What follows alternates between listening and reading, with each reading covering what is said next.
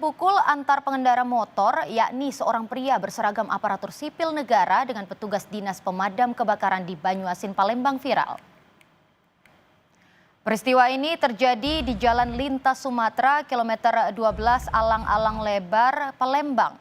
Menurut warga, keributan terjadi karena salah satu di antaranya terkena cipratan air genangan saat tengah berkendara. Sebelumnya, keduanya sempat terlibat adu mulut dan saling pukul.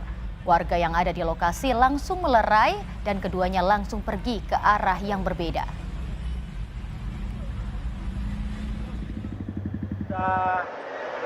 Sudah adu argumen itu ya. Selanjutnya yang tadi kalau percikan, aku kan percikan bahasa galau katanya kan. Bahasa galau, yang itu kita buka coba, kita pindah ke buka sana be. Lah, tapi lagi, dah hilang. Kalau udah pindah sana buka coba, sudah kata situ banyak. Kenal lah kita dengan yang dua ekor yang ngebala tuh. Dah.